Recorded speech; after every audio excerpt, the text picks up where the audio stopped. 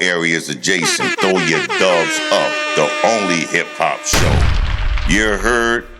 All right. Welcome back to the only hip-hop show. And we have the sports reporter, my nigga, Nick Hamilton. What's going on, brother? What's going on, man? You know I'm your brother, man. We all kings around this camp. I appreciate you having me, man. Yeah, man. I appreciate you stopping by.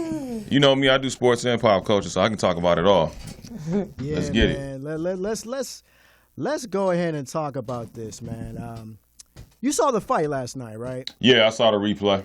Mm-hmm. Okay, so I want you to give me your opinion of how this fight went down once I get the clip together. So we're gonna go ahead and watch the. We're not gonna play audio, but we're just gonna give your intake because we're going to do the highlights with Deontay Wilder versus Tyson Fury. This is part 2, and that fight was. Go ahead, take it away, Nick.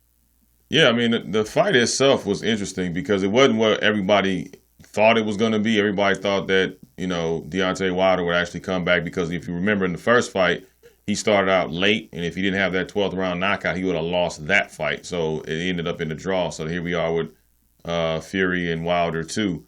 And I thought, Wilder was going to come out a lot more aggressive than he did. But Tyson Fury came out there and he did exactly what he said he was going to do. He whooped his ass, and that's exactly what happened.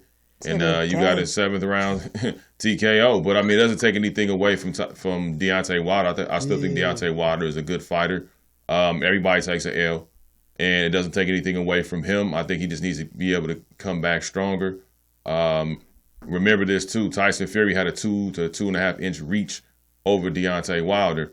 So I think, you can't count that out, especially in the sport of boxing. Did he fight him before?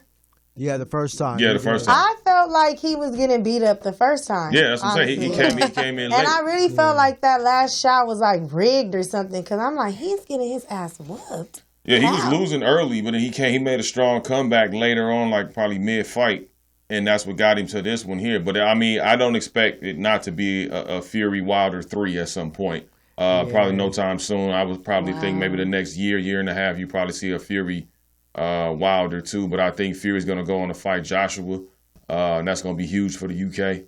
And I don't know about that one because Wilder got 30 days. They got a Well, he's not going. He got 30 days to invoke his rematch clause. But if the money looks right, and he's not well to fight again, because hey man, when Buddy put that Molly wop on him.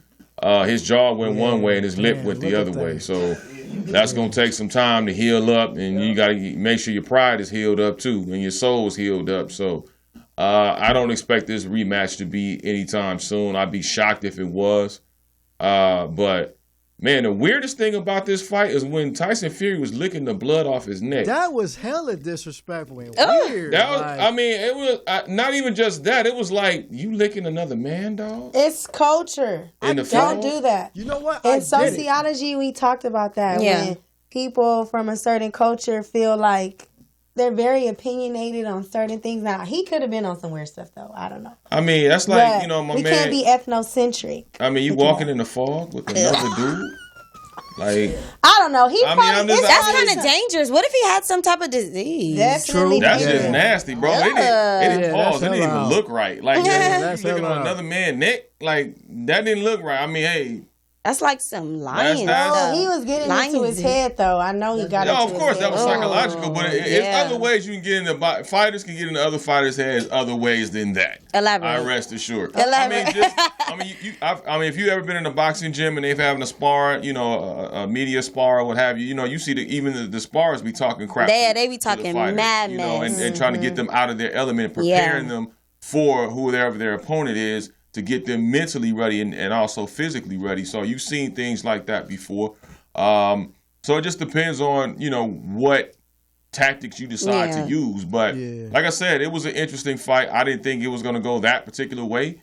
I think a lot of people were surprised that Fury came out the victor. I think, some people did pick Fury, but I think a lot of people picked Wilder just because of what happened in the previous fight.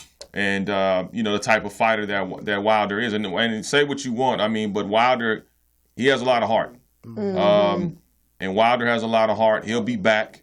And everybody that jumped off his bandwagon now will be back on his bandwagon later on when he wins the next couple of fights. Yeah. And it always happens that way. We've seen it time and time again. But for the heavyweight division, this was great for the heavyweight division because normally we see usually lightweight, featherweight, middleweight, usually about 149, 154. Guys in that class really excel.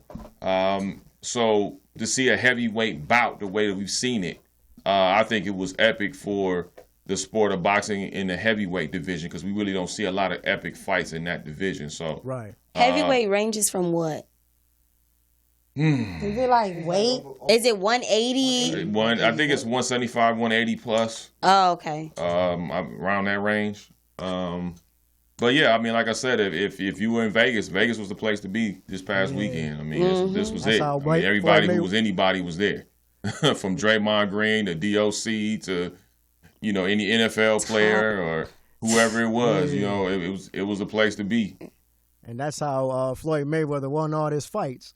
Hey, he never lost. Never lost. 50-0. Ain't that a shit? But yeah, so speaking of Tyson Fury, but real quick, because I like both of these guys, you know what I mean? Tyson Fury and Deontay Wilder, but I was really rooting for Deontay Wilder because of the Black History Month thing, but I also was rooting for Tyson Fury because I want him to headline at WrestleMania at WWE, which is, that's that's coming. Yeah, it is coming. So I want you to get your intake on that too because I know that you're also a wrestling fan as well. So just give us an intake. I thought Braun Strowman was going to come out the audience yesterday. I was looking forward to that. Right. But he's going to get these hands. But you know who was there, though? Triple H and Stephanie McMahon. Exactly. And why were they there? Yeah, so that was crazy, man. But yeah, WrestleMania 36 is coming, man. Tyson Fury. And now Braun Strowman actually commented on Tyson Fury's win. Talking about, you want this IC title, dog? Yeah, you're going to get these hands. That's what Braun Strowman is all about. I mean, you got WrestleMania 36 coming up in April in Tampa. Right. And they were just recently out here in L.A. because they were promoting for WrestleMania 37 at SoFi Stadium in Inglewood. So talk about that real quick because you was there. First of all, let me say this much. That stadium is sports heaven. I mean, I've been to Jerry's World in Dallas, in Arlington, Texas, I should say, AT&T Stadium. And I thought that was the cream of the crop. But then now I'm looking at SoFi Stadium in Inglewood. Man, let me tell you, that is sports heaven. And when they finish the entire property along with the stadium, it's going to be an amazing sight to see.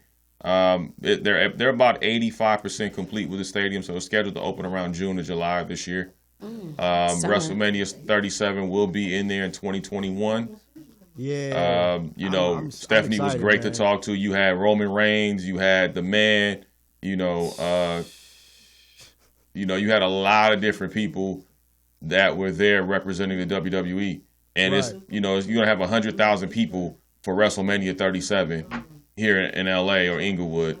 Yeah, I'm gonna be there too, so I'm gonna be in front row with all my bros. You know what I mean? Yeah, well, it's grown to a whole week because now you'll have Monday Night Raw out here, you'll have Friday Night SmackDown, you'll have NXT Takeover, and then you'll lead all the way up until WrestleMania 37. So it's a week-long event. It's the Super Bowl of wrestling. All right, cool. So real quick, so we got to get into and appreciate you stopping by real quick to talk about the fight. So real quick, tell them where they can find you. And I heard that you have a new podcast coming. Just talk about that briefly real quick. Yeah, man. First of all, thanks for having me. I thank y'all for having me as well. Yeah, most definitely.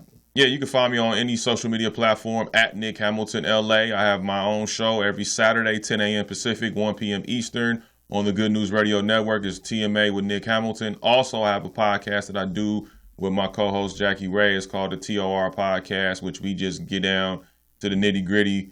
We never agree. We hardly ever agree on stuff, so that makes it fun.